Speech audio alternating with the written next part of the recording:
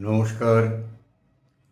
চাটুর্যে পরিবারের কথার কোলাজে আপনাদের স্বাগত সবাইকে।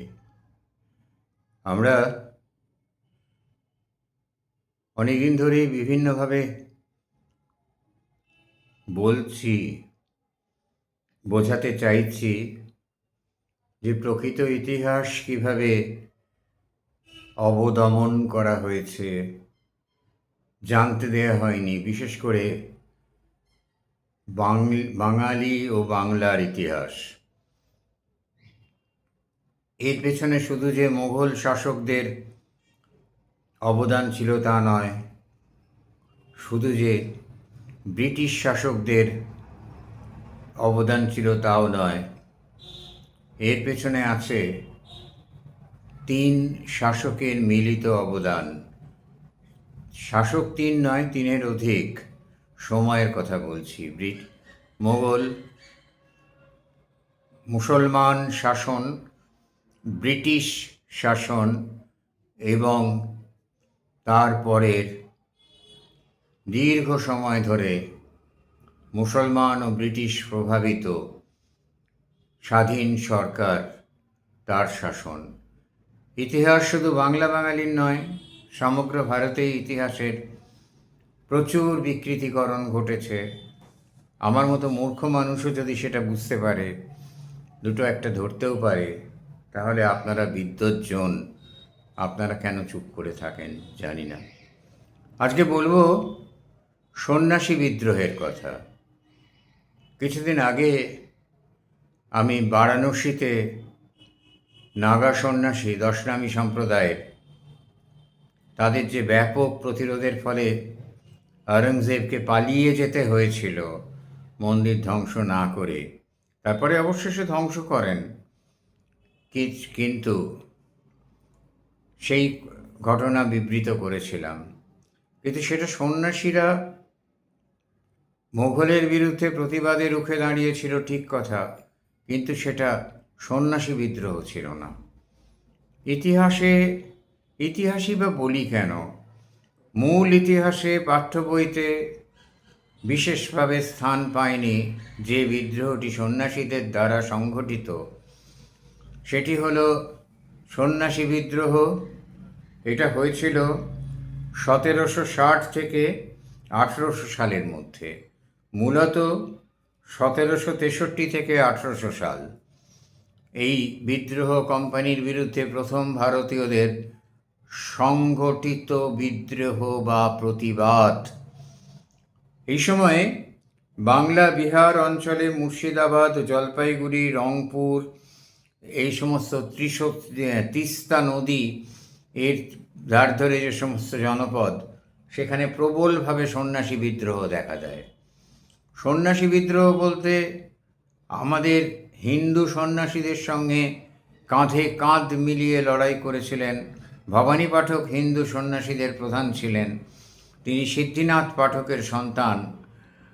আর কাঁধে কাঁধ মিলিয়ে মজনু শাহ, বাউল ফকির, তিনি ফকির সম্প্রদায়ের লোক, মাদারিয়া, বাউল নন, মাদারিয়া সম্প্রদায়ের লোক। তিনি উত্তর ভারত থেকে এদেশে এসেছিলেন।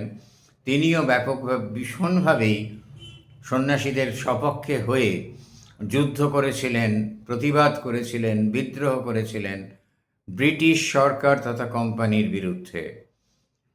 মজনু শাহের কথা ইতিহাসে পাবেন না, নামটা নেই, কারণ তিনি দেশপ্রেমিক মুসলমান ছিলেন। তো দেশপ্রেমিক মুসলমানদের নাম ইতিহাসে নেই, ইতিহাসে আছে দেশপ্রেমিক সাজানো মুসলমানদের।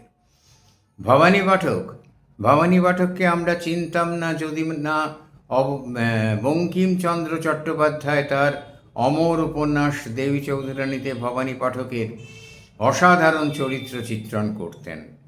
এইখানেই আমরা পাই আরেকজনকে, তিনি হলেন দেবী চৌধুরানী। ইনিও বিদ্রোহিণী ছিলেন, ইনিও ভয়ঙ্করভাবে ব্রিটিশের বিরুদ্ধে যুদ্ধ ঘোষণা করেছিলেন জলপথে। এখন যেটাকে আমরা চলতি ভাষায় তিস্তা নদী বলি, সেটাই আসলে ত্রিস্রোতা নদী। আর এই ত্রিস্রোতাতেই রানী দেবীর বজরা ঘোরাফেরা করত। যার গতি ছিল বাতাসের আগে, কথিত আছে। এই বজরায় চড়ে রানী দেবী এবং দেবী রানী রঙ্গরাজ তার অন্যতম সহকর্মী, এরা ইতিহাসের চরিত্র। একে কোনো কোনো ঐতিহাসিক বা ঔপন্যাসিক রঙ্গলালও বলেছেন। আর ভবানী পাঠক তো ছিলেন সর্দার, সঙ্গে ছিলেন মজনু শাহ। ভবানী পাঠক অকুতোভয়ে যুদ্ধ করেছেন ইংরেজের বিরুদ্ধে। সন্ন্যাসীদের ওপরে কর বসানো হয়েছিল। সন্ন্যাসীদের যে সন্ন্যাসী ফকিরদের যে জমিদার রাজা বাদশারা যে অনুদান দিতেন, দান ধ্যান করতেন, তার উপরে নিষেধাজ্ঞা জারি করেছিল বিধর্মী ইংরেজ। আর এই সঙ্গে সহযোগিতা করেছিল কিছু দেশদ্রোহী, তারা মুসলমানও বটে, হিন্দুও ছিল। আর 150 জন ফকিরকে, মজনু শাহের 150 অনুগামী 150 জন ফকিরকে বিনা কারণে হত্যা করে এই কোম্পানির লোকেরা। এইসব কারণে প্রবল সন্ন্যাসী বিদ্রোহ হয়। সন্ন্যাসী বিদ্রোহের ফলে ভবানী পাঠক রংপুর তৎসহ বিরাট এলাকা, জলপাইগুড়ি, ওই উত্তরবঙ্গের বিরাট এলাকা তিনি মুক্ত করে নেন।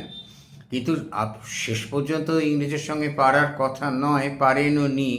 কেননা তারা একটা রাষ্ট্রশক্তির বিরুদ্ধে তো এইভাবে যুদ্ধ করা যায় না। মনে আছে পথের দাবিতে সেই শশী, তার কথা, বিশ্বজোড়া রাষ্ট্রশক্তির বিরুদ্ধে এইভাবে বিদ্রোহ করে তোলার চেষ্টা। শশী হতাশা প্রকাশ করেছিল, ডাক্তার করেনি। ঠিক সেইভাবেই আমাদের এই প্রতিবাদ গড়ে তুলেছিলেন ভবানী পাঠক আর মজনু শাহ আর দেবী চৌধুরানী। দেবী চৌধুরানী হচ্ছে আসল, ভবানী পাঠকের বাবা সিদ্ধিনাথ পাঠক ছিলেন, ইনি চৌধুরী বাড়ির নায়েব ছিলেন।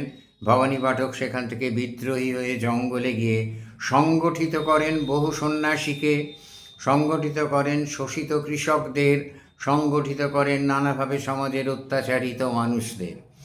দেবী চৌধুরানীও এদের সঙ্গ দেন। দেবী চৌধুরানীর গৃহস্থ নাম ছিল জয় দুর্গা। এই জয় দুর্গা দেবী, তার বাবা ছিলেন ব্রজকিশোর চৌধুরী, মায়ের নাম ছিল কাশীশ্বরী দেবী, স্বামী পীরগাছার জমিদার নারায়ণচন্দ্র চৌধুরী। এরা, দেবী চৌধুরানী তো নিজে সুশিক্ষিত ছিলেন অস্ত্রচালনায়। অন্তত বঙ্কিমচন্দ্রের উপন্যাসেও আমরা দেখেছি যে তাকে অস্ত্রচালনা শিক্ষা দেয়া হচ্ছে। মজনু শাহ, ইনি ছিলেন মাদারিয়া সুফি সম্প্রদায়, উত্তর ভারতের মেওয়াট অঞ্চলের লোক। এনার জন্ম জানা যায় না, মৃত্যু 1787 সালে। ইনি আহত হয়ে চলে যান, তারপরে এনার মৃত্যু হয়। আর মজার ব্যাপার কি জানেন, ভবানী পাঠক এই জলযুদ্ধে প্রচণ্ডভাবে আহত হয়েছিলেন ইংরেজের সঙ্গে, এবং সম্ভবত ভবানী পাঠকের এই সময় মৃত্যুও হয়। জলযুদ্ধে মারা গেলে তার দল ভেঙে যায়, তিনিও, এবং দেবী চৌধুরানী হারিয়ে যান আশ্চর্যভাবে। 1801 সালের পর দেবী চৌধুরানীর ইংরেজের কোনো নথিপত্র, দলিল, দস্তাবেজে দেবী চৌধুরানীর নাম আর পাওয়া যায় না। ইংরেজ ইচ্ছে করে মুছে দিয়েছিল। আর আমরা ইতিহাসে সন্ন্যাসী বিদ্রোহের কথা ইংরেজ প্রথম দিকে পড়িয়েছিল ঠিক সেইভাবে। কতগুলো গুন্ডা, চোর, বদমাইশ, রাহাজানিকার, দেশদ্রোহী, এরা দেশের ক্ষতি করতে চায়, এরা একটা দাঙ্গাবাজ, লুঠেরা, এইভাবে বর্ণিত হয়েছিলেন এই সন্ন্যাসীরা, এই বিদ্রোহী কৃষকেরা, যারা আমাদের বিপ্লবের পূর্বপুরুষ। হবে নাই বা কেন? টমাস ব্যারিংটন মেকলে, ওদের একজন বিখ্যাত লেখক, মেকলেকে তোরা মাথায় করে রাখে, আবার লর্ড মেকলে।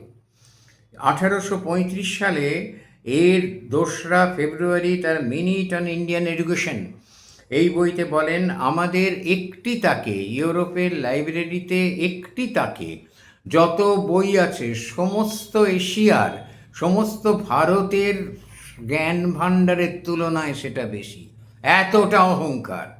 এই মেকলেকেও আমরা মাথায় করে নেচেছি। আমাদের অনেক মহান পুরুষ এই মেকলেকেও বিরাট উচ্চাসনে বসিয়ে দেখিয়েছেন আমাদের। কেন দেখিয়েছেন, তাদের কি স্বার্থ ছিল জানি না। এমন এমন মানুষ দেখিয়েছেন, এমন মানুষের একখানা চিঠি আছে যেটা দিয়েছিলেন তিনি ইংরেজকে। তিনি বলেছিলেন, পৃথিবীর সর্বোত্তম উজ্জ্বল দেশ এশিয়ার অন্ধকারাচ্ছন্ন অঞ্চলে এসে আমাদের ওপর যে তুমি প্রভুত্ব করছো, আমাদের আলো দেখাচ্ছ, এই জন্য আমরা ধন্য। নাম করব না, তার মাপ করবেন। আপনারা ইচ্ছে করলে ইতিহাস একটু ঘাঁটলেই জানতে পারবেন। আমি তার নাম করে বিভিন্ন মানে নিজেকে এবং মানে অসম্ভব একটা অস্বস্তিজনক পরিস্থিতি তৈরি করব না। তাহলে এই সন্ন্যাসী বিদ্রোহের কথা ইতিহাস লুকিয়ে রেখেছিল, ইতিহাসে সামান্য ছুঁয়ে যাওয়া হয়েছিল। আমরা ইতিহাসে তিতুমিরের বাঁশের কেল্লা বিরাটভাবে পড়ি। তিতুমিরের বাঁশের কেল্লা যুক্ত হয়েছিল বামফ্রন্ট আমলে, তার আগে সেটাও ছিল না। যদিও তিতুমির সম্বন্ধে মতদ্বৈতের অবকাশ আছে, কিন্তু সে নিয়ে আজকে আমাদের আলোচ্য বিষয় নয়। আমাদের আজকের আলোচ্য বিষয় হচ্ছে সন্ন্যাসী বিদ্রোহ।